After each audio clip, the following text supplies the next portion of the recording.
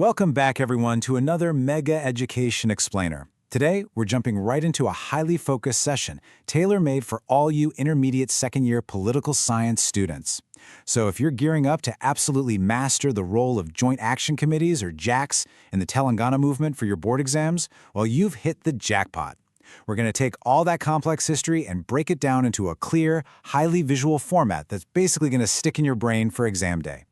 Let's kick things off by anchoring ourselves to this really powerful quote from our source material: "Unity in diversity was the strength of Telangana movement." I want you to keep this specific idea in the back of your mind as we go through today's explainer, because honestly, it perfectly captures how incredibly diverse groups, people who historically had totally competing interests, managed to unite for one massive defining cause. Okay, here is our quick study roadmap for today. We'll hit what are JACs, why were JACs formed, the setback mnemonic unpacked, how JACs achieve statehood, and finally, mastering your 10-mark answer. What exactly are JACs? So JAC stands for Joint Action Committee. Our text defines them as platforms formed by different sections of society to unite and fight for the separate Telangana State.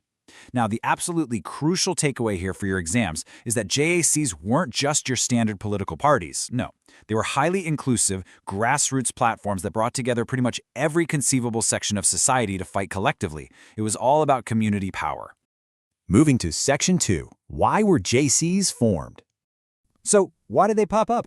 Well, primarily because people from all walks of life felt this incredibly deep, united purpose. These committees were strategically designed to strengthen the movement right at the grassroots level, to plan agitations democratically, and most importantly, to amplify the voice of the common person into one massive collective roar for statehood. It gave everyone a seat at the table. This comprehensive guide maps out the entire dynamic of the JACs. It's like a master blueprint. We're going to break down every single piece of this journey today so you can easily internalize all these complex moving parts before you sit down for your exams. All right, Section 3, the setback mnemonic unpacked. Okay, if you're taking notes, and you definitely should be, write this phrase down. Students enrich the power to achieve change. If you look at the first letters of those words, S, E, T, P, A, C, you get setback. This one simple memory trick is a total game changer. It will help you instantly recall the 6 major types of JJCs on test day. Let's look at the first half, S, E, and T. S is for student JSCs. These guys literally fueled the movement's energy through rallies, hunger strikes, and university bandas, like the massive ones organized by the Osmania University Students JSC. They made sure the public couldn't look away. Then we have E for employee JSCs. When they launched their pen-down strikes and work boycotts, they effectively paralyzed the government administration, just brought it to a halt. And T? That stands for Teachers JSCs. They were really the moral compass, guiding the students and hosting these vast awareness programs across the region. Rounding out our setback mnemonic, we've got P, A, and C. P is for political JACs, which brought together competing political parties to negotiate at the highest levels. A represents the Advocates JACs. This was the critical legal shield that protected protesters in court. And finally, C is for cultural JACs. Honestly, this was arguably their most fascinating tactic: weaponizing art. By utilizing vibrant festivals like Bathuka Ma, organizing Doom Dom events, and performing street plays, they tapped directly into deep regional emotions to mobilize the masses. Now, beyond just memorizing those 6 types, you really need to grasp their legacy for your essays. These diverse groups achieved the seemingly impossible. They united people completely beyond caste, creed, or religion. And by keeping the agitation entirely peaceful and democratic, they earned unshakable legitimacy. Ultimately, they deeply strengthened the core identity and self-respect of Telangana. Section 4. How JACs achieved statehood.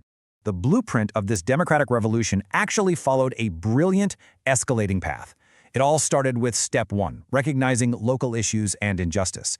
That sparked Step 2, the formation of the JACs.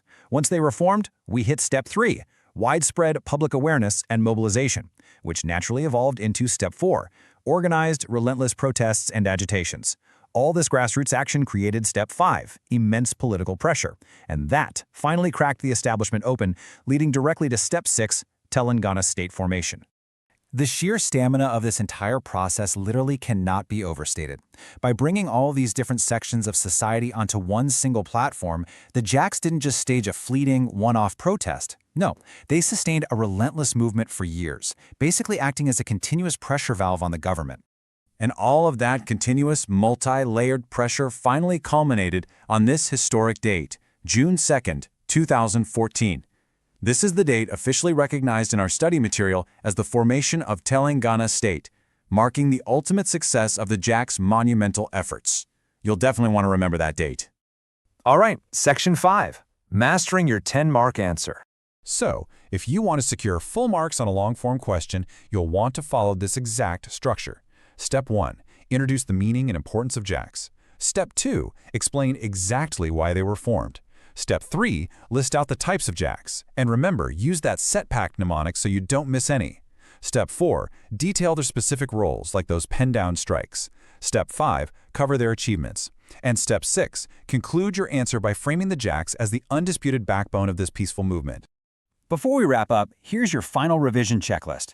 Looking at previous exams, you really want to make sure you can confidently discuss the specific role of students, the impact of the employee groups, and the amazing unifying power of those cultural programs. Seriously, if you can clearly articulate how JACs united people to force state formation, you are going to be totally prepared.